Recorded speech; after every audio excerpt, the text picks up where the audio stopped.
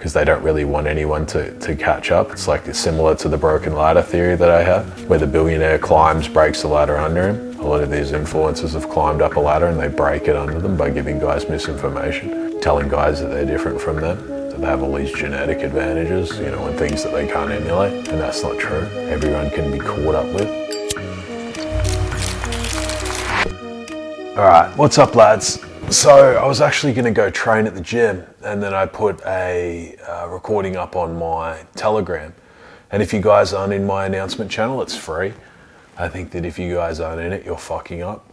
Some of the stuff that I dropped there, you'll see, is very original. You know, it's my own thoughts, my own ideas, it's my own things that I've gone through in life. And yeah, I think that it's very original. You know, it's a lot of things that I think there's a lot of value in there. And like I said, it's free. So if you're not on there, I think that you're making a mistake by not being on there. And yeah, I was about to go and train, but some guys have, you know, asked if I can elaborate on my last sort of post that I made on there. And it was about the benefit of, it's really very much a foundational thing that's not discussed a lot of the time. It's the way of thinking for the long term, you know, becoming a long-term thinker. You know, I have alluded to it in the past of some of my foundational videos. I think that men in general need to think for the long term. I myself wasn't a long-term thinker until I was older. You know, I probably didn't really think for the long term until I was into my 30s. You know, when I was in the army or other jobs that I've had, I just definitely wasn't really thinking what I wanted to do. A lot of it I just treated as a distraction. I think in some ways guys treat women that way too. You know, they don't really have a plan. When they're with the woman, when they're on a date with the woman, they're not vetting, they're not testing her, they're not seeing if she has a long-term potential, if she's a long-term prospect. A lot of the time it's just, yeah, like short-term thinking, short-term sex, no real plan. You know, they don't really have even any goals, stuff that they've written down. They don't know what they even want. If they have a woman, do they even want a relationship? You know, you have to think for the long term with that stuff as well. And what I was talking about was, I was alluding to TRT or testosterone, and, you know, guys take TRT or guys advise others to, you know, pretty much get on TRT or different strategies to boost their T levels. And they don't understand that the way that the human body works and things like that. The way the body's set up is it's about longevity. You know, I've discussed it in that voice note that I made. I made an audio note on my Telegram channel, and like I said before, if you're not in it, it's free. You're definitely fucking up. I post on it much more. I treat it more as something because it's just easy to write on. You know, it's easy to just set a recording or even to make a video and things like that. It's a lot faster than having to put it on YouTube because I have to upload it, I have to edit it, I have to do it on this camera. I have to send it off to the editing team who does all of that stuff and then upload it. It's a lot more work. It's a lot less spontaneous, whereas when I get on Telegram, it's spontaneous. So I was about to go to the gym, but what I'm up to now is, yeah, to discuss, I can elaborate on that. Guys will talk about TRT and test, like I've said. I've been very open that I take TRT. You know, I was open that I'm, a guy who does take it. I didn't start taking it till I was 37. So I think that it's not something you take in your 20s, like I've said. But if you're older, then it's something that you look at the side effects and you look at the risks and you weigh up the risks for you, and you can do it right, then I think that it's something to consider if you need it, if you're in the low T range and nothing else works. But like I've said before, guys will think that just having high T or, you know, T outside of the high range or things like that, that there's going to be no consequences to it. They don't understand that for every reaction, there's an equal or opposite reaction. As you boost your T, you're going to get your estrogen is going to rise as well, because it's going to offset, like they run hand in hand, like hand in glove. And for every equal or opposite the reaction, much like I said, you know, you can't have all positive without the other. You know, you can't have a day on blow without feeling like shit that following day. You know, and I was discussing to guys how you have to think for the long term with test as well, you know, testosterone or TRT, because guys don't understand that with test, you know, you put your levels outside the range or you're in the high levels. They don't understand that the body is thinking of longevity, like I said, because high T will increase the growth factors like IGF-1, and there are several others that grow tumors. They grow all those cells in your body. Taking GH will increase your IGF, which does grow tumors and cancers and things like that. So just having high T, they don't understand that into old age, your body is designed to lower the T levels, of course, because then if your T levels stay high in your 40s and 50s, your risk of prostate cancer or several other of the cancers, especially if they're in your family history, will be fucking astronomical. Like, you know, guys will just say things just to say things. You know, it's not about who can, like I've said before, like I just said in that clip, it's not about who can be the stud for 3 years or 5 years. It's not about who, is a bodybuilder or something like that in their 20s, and then in their 30s and 40s, they're a fucking wreck. Like, what are you guys looking at Ronnie Coleman? He's a genetic fucking specimen, and he's fucked now. Like, he's obviously in a lot of pain and his body's shot. And just because he's still strong and things like that, his movement is crushed. Like, he has a lot of his own issues. And that's a guy who's a genetic specimen. Like, he's built to do that. Not everyone can do those sort of lifts, no matter how much juice they take. And you see it, like I was in the army and I was in the Veterans Hospital. And I used to see it with guys all the time, SF soldiers and things like that coming in, and soldiers in general. And I myself didn't think for the long term. They don't understand that, if you want to go into SF training, 80 or 90% of guys won't make it through the training. And that's not to say they won't make it. A lot will get broken during the training. Like, something will break. It's not for everyone. Sleep deprivation and movement and things like that, when you have to move a lot under load and in uneven surfaces, if you have an issue, like if your body's just set up a certain way to not be able to carry that sort of load, you can get broken. You can injure your back, ankles, knees, shin splints, which can become fractures. And those are things that can last, like into old age and things like that, if you do break something. And they need to look, with SF soldiers and things like that, I would see them come in the Veterans Hospital and they wouldn't really have a long-term plan. SF is a unit that guys blow out pretty quick. If they're in there for 4 to 6 years, it's very high level, and I respect those guys. But a lot of them didn't really have a plan. It's like the high school quarterback, and that's the best that they'll ever be. And then they're left with a lot of consequences from that sort of a lifestyle. It's a very respectable field, yes, but you have to think, again, for the long term. A lot of people will be working jobs and trades and things like that, and they don't look at their guy who's been working there for 10 or 20 years, and they don't look at him and be like, this is likely where I'm heading. Like, is this what I want? Am I working in a job that anyone is rich in? Like, am I working in a field that people make any money in? Am I in a field where money exists? Like, are there people in my industry that are rich? Are there people in my industry that are going in and buying houses and things like that? If the answer is no, then you likely can use that as a stepping stone, yes, but you're in the wrong field. Like, some of you are in fields where there is no money, and there never will be. It's a field that's actually going down over time. Like, it's a deteriorating industry, and you can't foresee that. You can't see that it's on the way down. Like, a lot of those fields have peaked. I saw a guy talking about how, manual labor, or those sort of easy to do trades, is actually going to be more in demand in the future, with mass migration and eventually automation and things like that.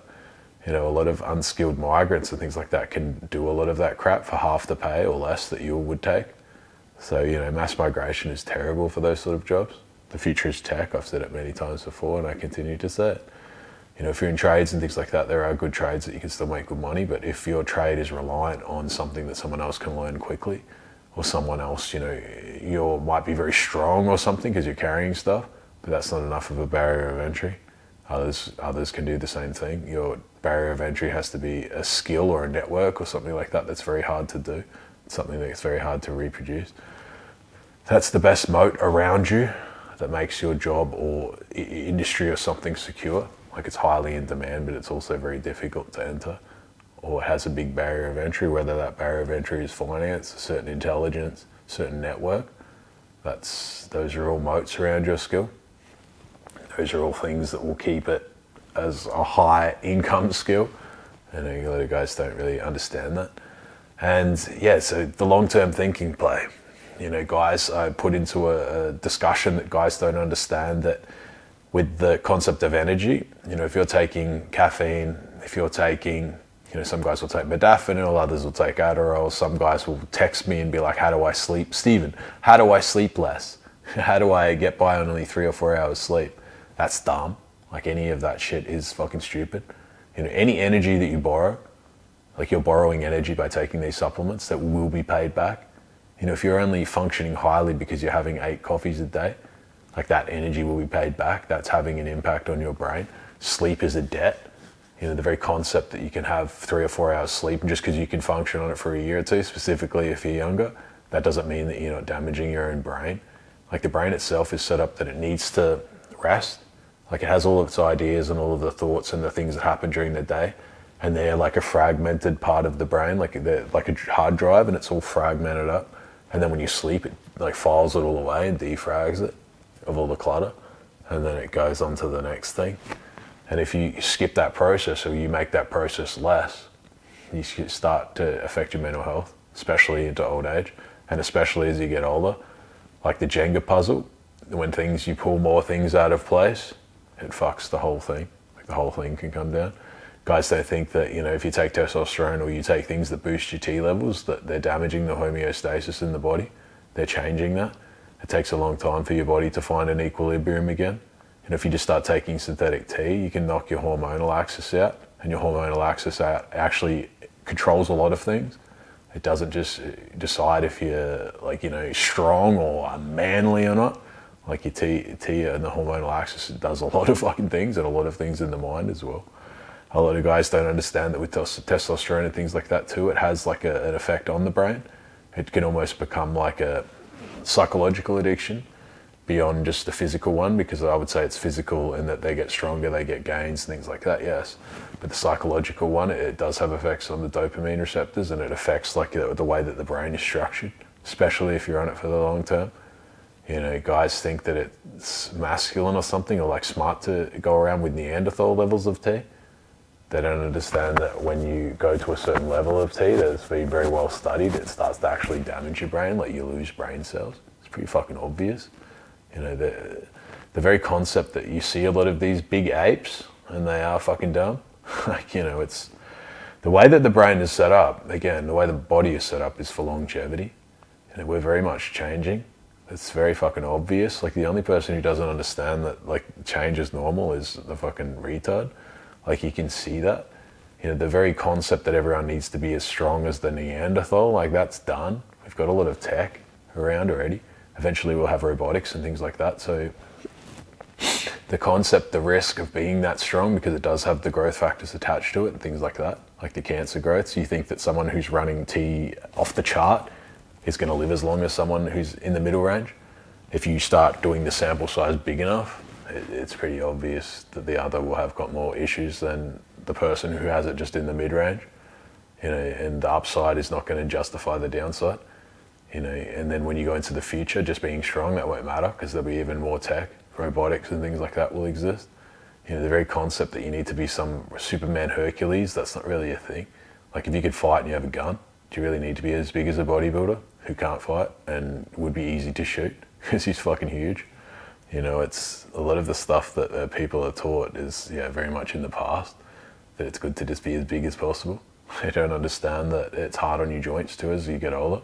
Joints aren't made to carry that much weight. It doesn't matter if it's muscle or fat, and the heart and things like that, like it has to do more work. It's different when it's a 160 pound man and it's a 260 pound man. Like the heart has to do more work. So it's going to fuck up quicker, the valves and things like that. And when you take androgens, the valves can be affected, where the heart grows, but the valves don't seal correctly. So you start to actually lose blood because it's not sealing like it did. The heart was this big, and now it's this big. It doesn't have to change much. But the valves seals stretch. So now it beats, but it doesn't have a smooth seal. So it's losing blood all the time. That's how it starts to fuck out. Like people don't really know shit at the deep level, and even if those consequences aren't in your family, maybe you don't have the cancers in your family, maybe you've done all your research, and maybe you say that your risk to reward is justified for you. Maybe you're an elite athlete or something and that's your income, then I can understand that. But for most of you, it's not really going to be worth it. I take T, but I stay in the natural levels. I don't go into take T and then I'm just taking like 250 mgs or 500 mgs a week and I'm actually on a steroid cycle, because that's abuse. Like there will eventually be consequences to that sort of stuff, especially as you get older. I know a lot of guys, again, bringing back to the caffeine. Caffeine's a thing. You have 1 or 2 coffees a day, that's fine. But guys running around thinking that they're going to be Superman because they're taking all of this synthetic crap. Like I see caffeine, I don't consider caffeine the worst, obviously. Like caffeine it's okay. It's still fairly natural. But then I see guys push into modafinil, Adderall. I see guys still promoting Jacked, the old Jacked, with dimethylamine. You know, guys don't really understand how that is similar to a precursor to amphetamine. Like, it has side effects. Guys think that just because the FDA pulled something, that means that it must be true. Like these counter-indicator type of guys, like, oh, the FDA pulled it, that's because it's so good. They don't understand that DMAA, I mean, you don't need a fucking bachelor's degree in pharmacology to know that it's poison. Like, it's very bad for you, that shit. Any methamphetamine, any precursor to meth, it's pretty obvious. It's bad for your mind. That sort of DMAA is bad for your mind. It's bad for your dick. The very concept that you're going to be fucking well on a vasoconstrictor, like, that's not really a thing again. Any of those things that, constrict the vessels, like, it's going to not be good for your cock too.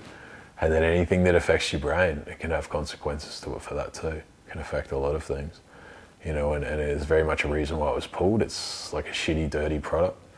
And a lot of the FDA and things have to pull things because they get sued so much. You know, it's their job to look into products, like it's their job to keep the consumer safe. So if the consumer is running into problems, they're going to be the one that gets fucked. You know, they're going to be the one that has to fucking be seen to do something. So again, you know, DMAA is trash. You know, caffeine, yeah, you get by. I still drink my 2 or 3 coffees a day. You know, I'll always do that. But I know that if I was to stop having coffee and I was to stop having coffee for a week or 2, I would feel like shit, at least for a week. Because again, the very concept that you can get energy for free, it's not a thing. Like, you need to understand that. It took me a very fucking long time to understand that in life. I always thought that I had these little cheat codes and edges and things like that, but I actually just had youth on my side. You know, I always thought that I could just pretty much take benders and things like that and just take blow, which is pretty much like I used to do, just have blow all the time. And then that there would just be, you know, it was essentially free energy because I was still in my 20s, even up to my late 20s. I didn't understand that until I had like 6 to 12 months of fucking pretty much sleep, like, you know, sleeping 13, 14 hours a day to catch up. Like, it's all fucking borrowed. You know, it's not something that you get forever. Like, and it's not something that you get for free either. It's, the energy, it can't be created and destroyed. You can borrow it, but you will pay it back. You know, a lot of the influencers and shit like that too, they just promote a lifestyle that they themselves don't even lead. A lot won't even admit that they take TRT. They're so fucking like fake. They just want everyone to believe that they're some Superman or some crap. And then they just post like misinformation on their diets and stuff as well. See, I'm eating nothing but chocolate and all this crap, and I only eat nothing but, you know, I'm just drinking and fucking drinking alcohol, and all I do is smoke and shit like that. And that's not even what they do. They just do it for fucking like photos, and then actually they're on meal prep and fucking taking gear and all that crap. You know, a lot of it's very fake, and it just misleads their audience because they don't really want anyone to catch up. It's like, it's similar to the broken ladder theory that I have, where the billionaire climbs, breaks the ladder under him. A lot of these influencers have climbed up a ladder and they break it under them by giving guys misinformation, telling guys that they're different from them, that they have all these genetic advantages, you know, and things that they can't emulate. And that's not true. Everyone can be caught up with. But you got to understand that life is a marathon. It's not a sprint.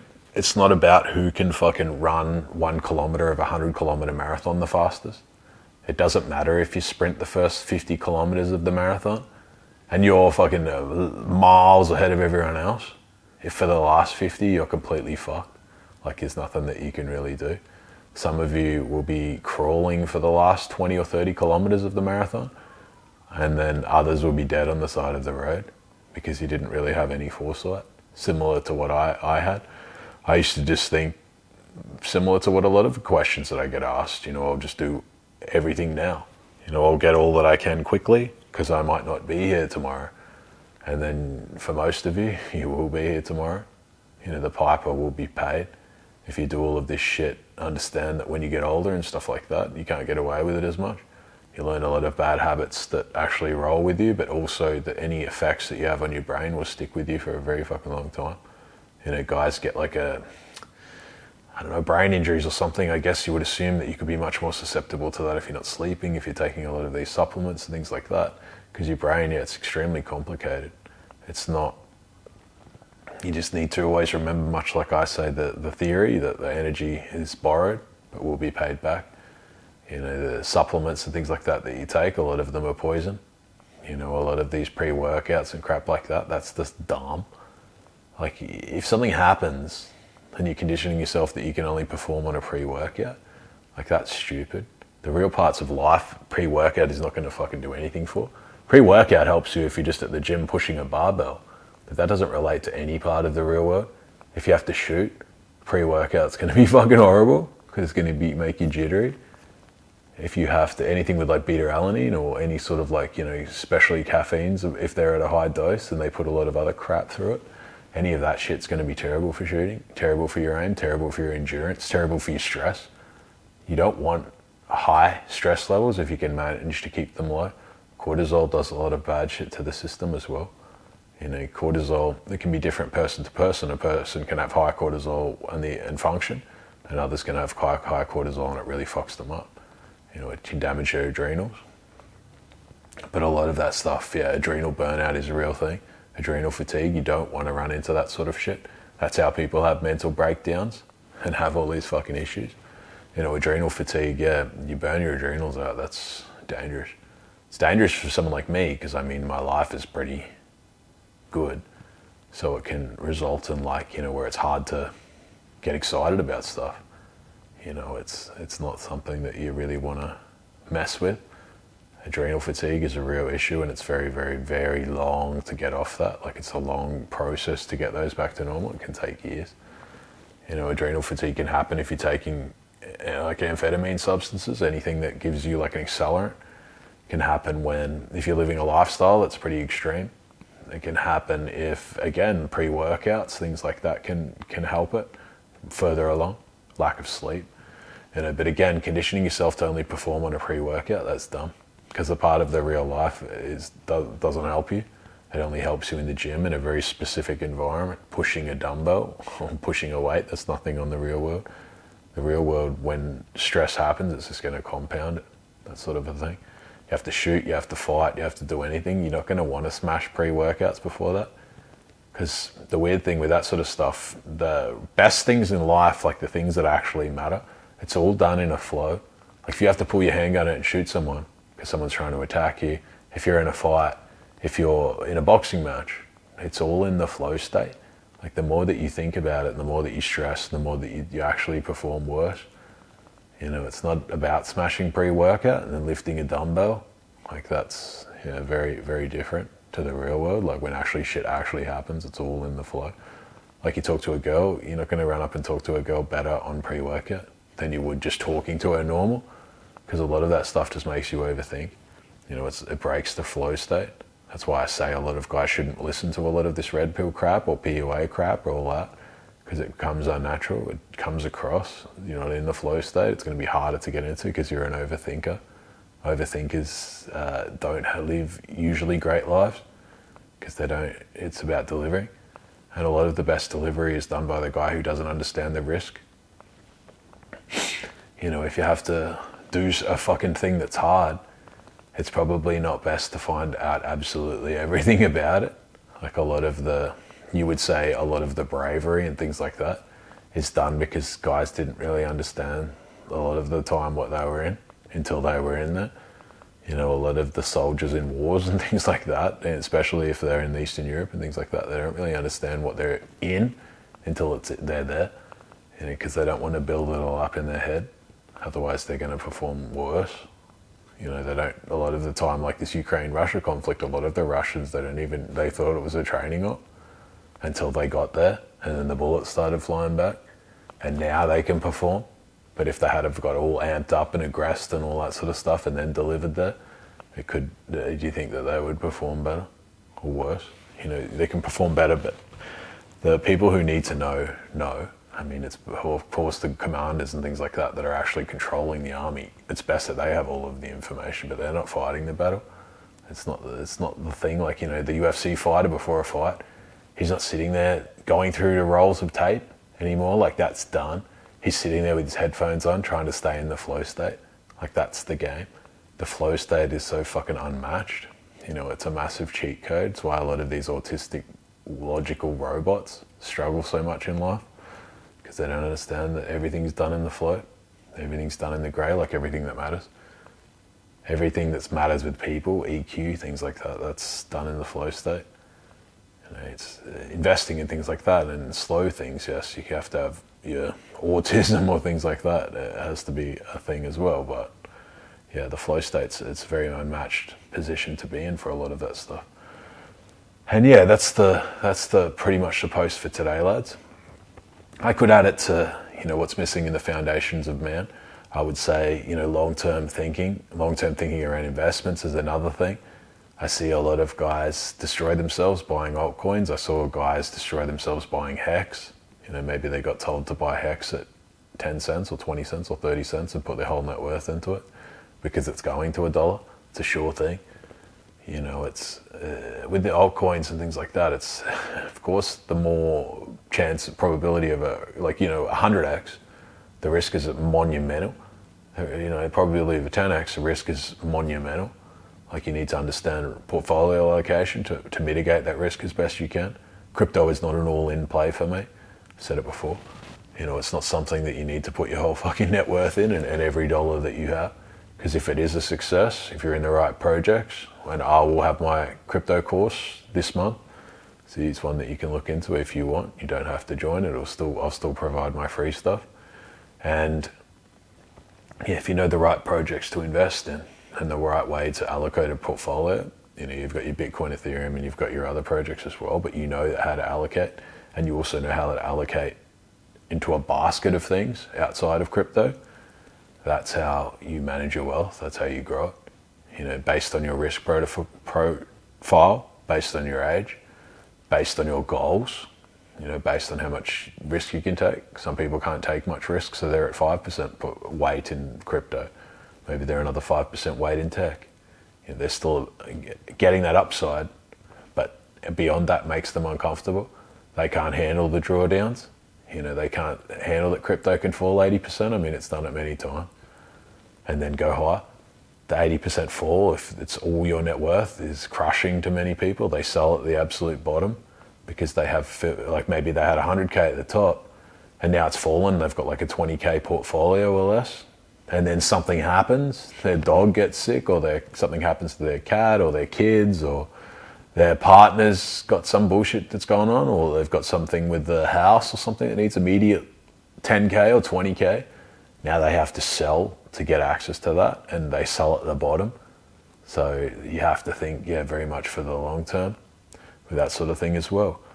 And I could add this to the foundational parts, and I might, but I think that, it's definitely a very misled or misunderstood part of being a man. Men are long-term thinkers. The greatest men that you will think of, a lot of them had a plan, and when they executed on it. And I think that it's not really a thing that's discussed so much now because we're in very much a fast, dopamine hit. I want to be rich today, and I want attention today, and I want to fuck today. The shit that you can get quickly, it's high risk and it's little value. The stuff that wins over the long term, they're the ones that matter. I didn't become a millionaire in one day. I didn't become a multi-millionaire in one day. I didn't become YouTube didn't get to 20K in one day. My Instagram, I've had it for probably a year and a bit. It didn't get to 20 whatever K it is overnight. It takes time. Good things take time. That's just how it is. But the stuff that takes time, that's often the stuff that's where the juice is. It's like you've planted a tree, and some of you just think, I'll just eat the tree after it's been planted for one week, instead of letting it grow, and then you eat the fruit, and the tree stays, and then you plant more trees. You use that fruit to be able to plant more trees, and then you have a whole vineyard of trees. So then you can start to sell and make things out of it. I didn't understand that concept either, because my parents, things like that, they didn't really understand it either. So, but that's the concept of the wealthy, the concept of the rich, the concept of anyone who's going to be great at really anything. It takes a long time. Someone like Khabib didn't become the UFC fighter that he was in 1 week or 1 year or 10 years. That was like a life work of a lot of people. He didn't do it on his own either. You can't do it on your own either. I'm glad that you watch my stuff and things like that. I'm glad that I get messages on Instagram from you guys, messages on the Telegram. Guys will be appreciative for this information. It's going to be very different because it's not exciting. I know that. Like, I know that I'm not media trained. I'm not on here dancing around and fucking taking my shirt off and showing you my fucking massive fucking arms, all that bullshit. I'm not on here throwing the pie on my face and fucking, getting on here and just talking crap to get attention, because there's all different types of attention, which is a thing that I've talked about before.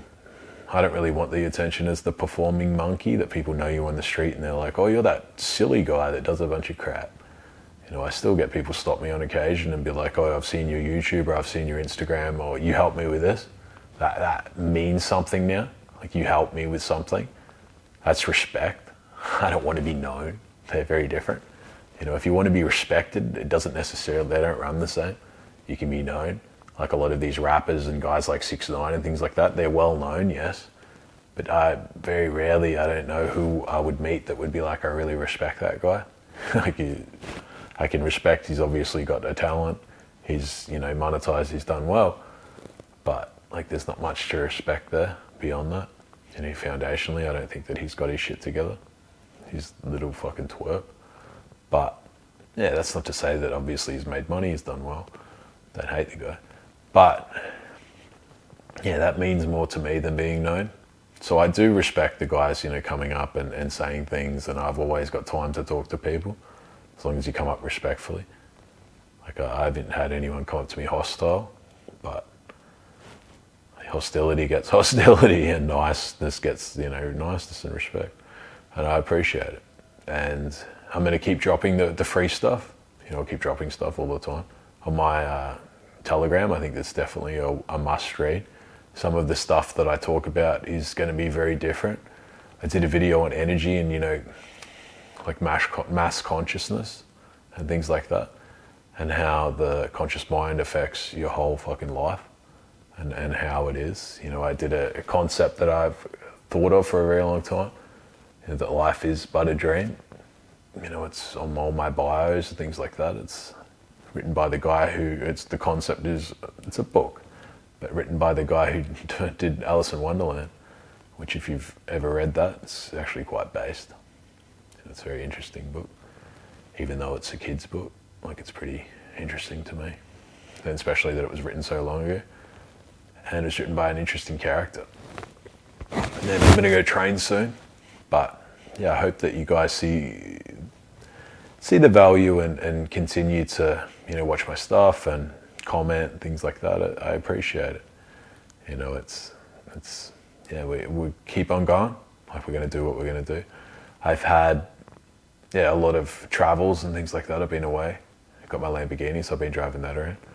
But I'm always available. I'm always around to post. Like, guys comment on my Instagram or send me messages on Instagram. Some of them I reply to if I can. I get a lot. A lot are just scam messages and stuff as well. So I sometimes just get sick of opening them, so I don't open them all. I get guys asking me if they can work or do something, but it's just mass automated crap. Or guys asking me for money, or guys just trying to scam me. But the industries that I've been in, scams are like a dime a dozen. It'd be very hard to scam me. So they shouldn't really try it. So it's kind of a waste of time. But yeah, and in general, it's going to stick to the same concept, with DMAA and things like that, and SARMs.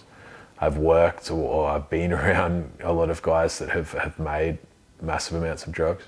Actually cooked them. I've seen the pharmacology. I've seen all of that stuff happen in real time. I've been in the warehouses and that, where guys are making a lot of the stuff. I kind of know how the process goes and what's involved.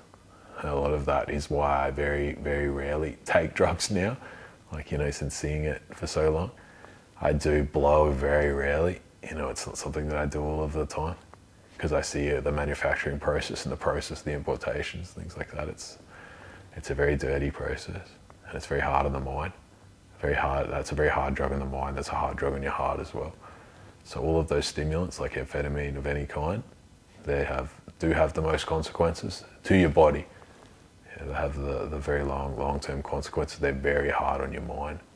Downers are downers. Like, obviously they slow you down, but the ones that speed you up, they're probably the ones that you have to worry about for the long term the most. If you haven't died, the downers can obviously kill you if you have enough, but the rest is, you have to worry about your mind for the long term. So lads, until next time, and I appreciate the support, and we'll get more done. I'll talk to you soon.